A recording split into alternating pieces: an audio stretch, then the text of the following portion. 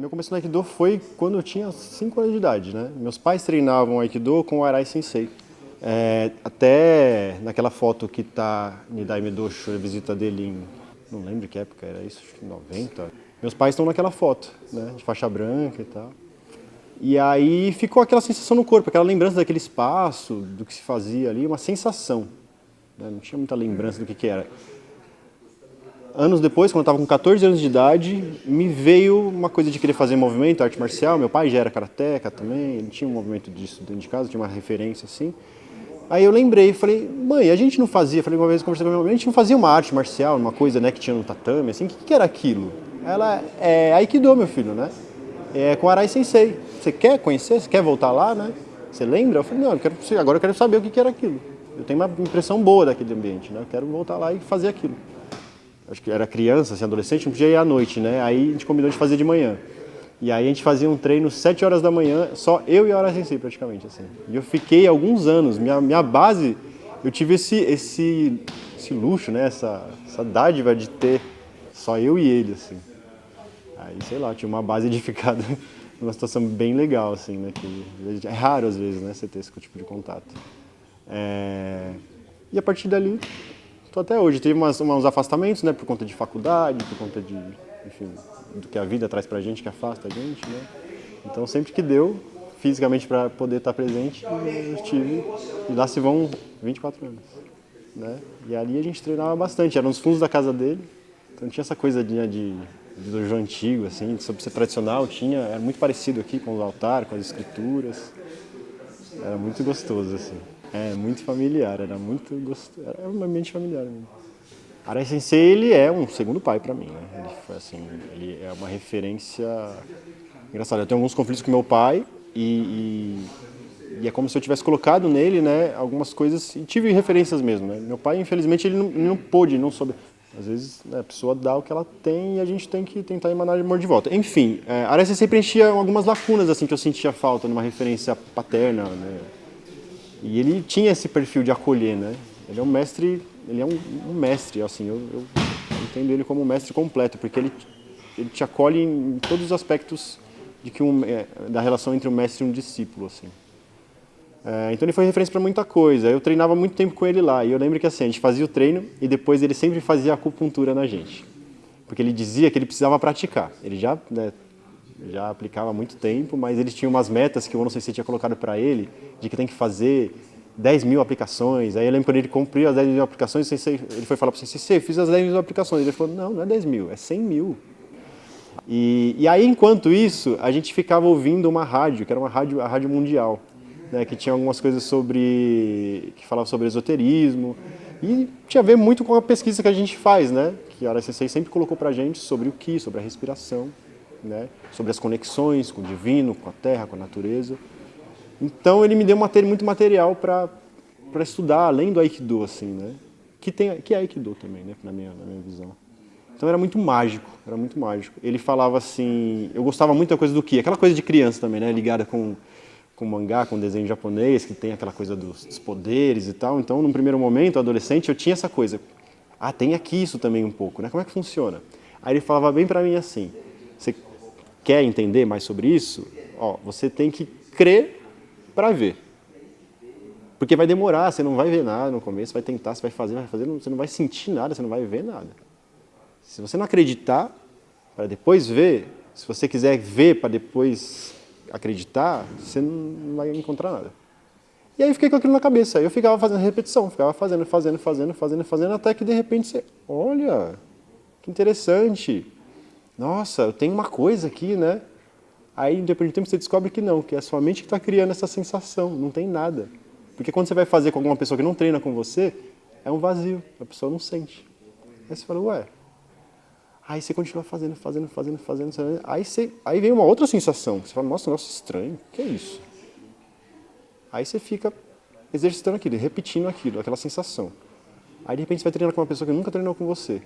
Aí você faz, aquela pessoa tem uma reação estranha. Aí ela fica te olhando assim, o que você fez? E aí eu fico pensando, o que eu fiz?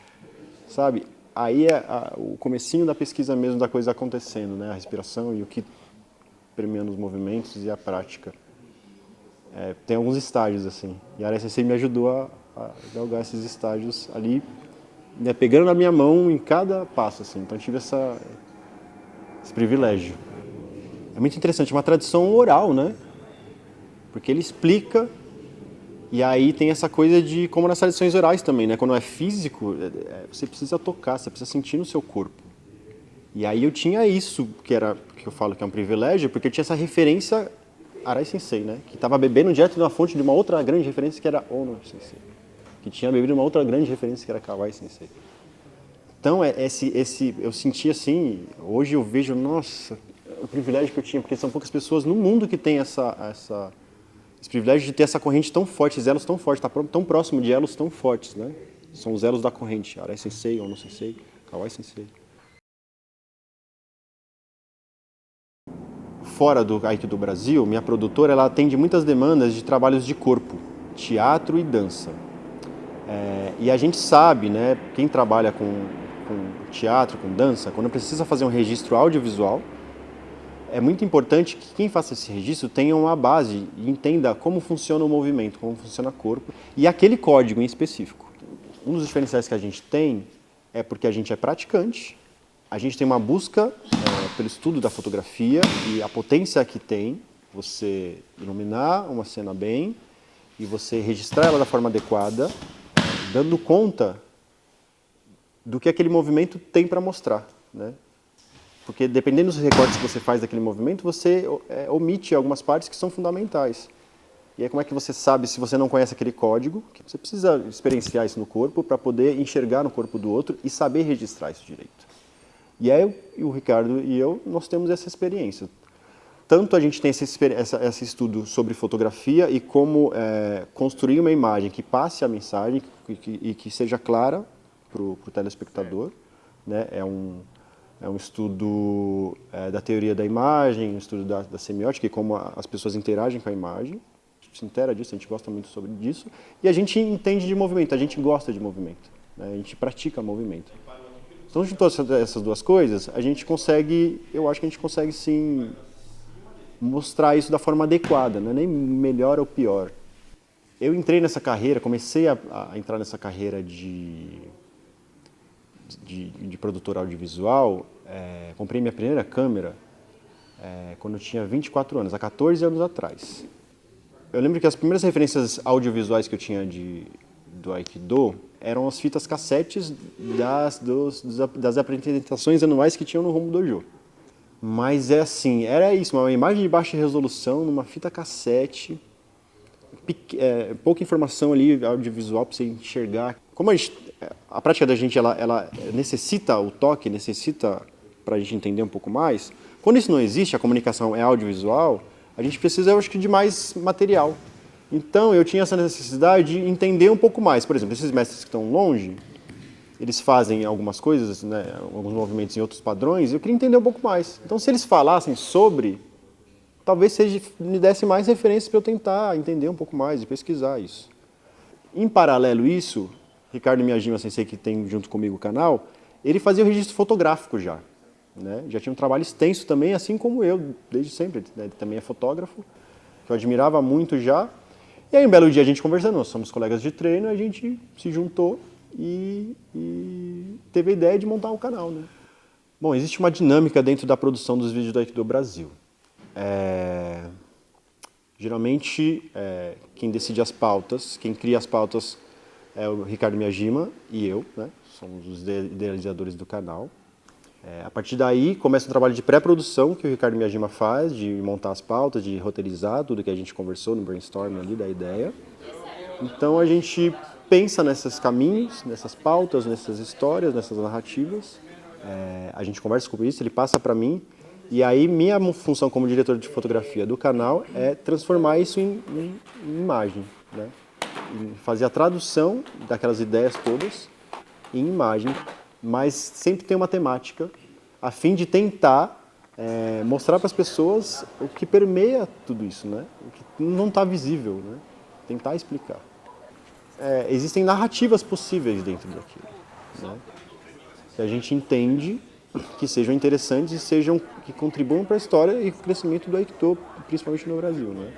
Chegou uma hora no canal que a gente percebeu que, as pessoas começaram a criar um vínculo e entender o que era o canal, né? Que não era uma iniciativa que estava interessada em registrar, contar a história do Aikido, independente de associação. E aí foi muito interessante, porque a gente conseguiu bater na porta de senseis maravilhosos, assim, senseis que têm muita história para contar, que têm muitos anos de prática. Então a gente conseguiu falar com o Maruyama Sensei, a gente conseguiu acessar Shikanai Sensei, a gente conseguiu acessar o pessoal da FEBRAE, o pessoal da FEPAI, Nishida Sensei, a gente conseguiu acessar o Instituto Takemuso. E o canal faz com que a gente acesse muito material de pesquisa, muito material de pesquisa. Então, o canal tem sido nossa pós-graduação também, nossa pesquisa, né? Dentro da Aikido. E aí mudou muito a nossa prática. A minha prática mudou muito, com o material que eu venho sendo exposto por conta da produção do canal. Contato com o professor, tinha contato, né, próximo com o Donovan Sensei, com o DJ Sensei, com o Okamoto Sensei. Porque aí não é só a prática, né? Não é só eu estar gravando ela ali, a Sensei, por exemplo, com a Okamoto Sensei. A gente conviver com ela, conversar com ela, né, e jantar com ela. Isso. A gente não cobre todos os eventos. E geralmente são eventos em São Paulo que a gente cobre. Principalmente cidade de São Paulo, e às vezes a gente consegue chegar a algumas cidades do estado de São Paulo. Né? A gente tem uma série de gastos, aí tem uma série de coisas que as pessoas não sabem. Né? Esses materiais geram muitos HDs, a gente tem que comprar HD, a gente tem que ter serviço de nuvem, a gente tem que pagar software de edição, enfim. É muito custo, né? É a minha câmera que vai o Miyajima faz as fotos com a câmera dele. A gente usa o nosso carro, né, para ir até os eventos. A gente põe nossa gasolina e tudo mais. Então, muitas vezes a gente não consegue fazer porque ou a gente não tem dinheiro mesmo, porque a gente tem outras demandas, a gente não tem tempo para fazer e é custoso, né, viajar. O Aikido, para mim, ele é uma ferramenta de aprimoramento humano. Né? Então, por isso que até, acho que dentro da prática do Aikido é fundamental que exista o conflito, né? Existe o ataque, existe alguém que ataca e alguém que recebe e lida com esse ataque. Né? Sem dar de volta e sem também se deixar ser agredido, se deixar ser atingido. Né? O Aikido, para mim, ele me dá esse aprendizado. Né? Tenho um tempo de prática, não consegui aprender ainda, estou buscando, mas cada dia que a gente vai para o tatame, a gente dá mais um passinho. Né? Não é sobre aprender também, chegar em algum lugar, né? A gente nunca vai chegar. Por isso que a gente treina a vida inteira, né, também. Porque as situações que a gente se expõe, que a gente recebe as agressões, os conflitos que a gente se expõe são muito complexos, tem muitos nuances, muitas camadas. E cada dia surge uma nova. E a gente todo dia tem que voltar para o tatame para trabalhar esses novos materiais que a gente trouxe lá, para aprender a lidar com isso, para da próxima vez que a gente se expor a ele, resolver de uma forma melhor ainda. E aí não acaba nunca, né? Essa busca.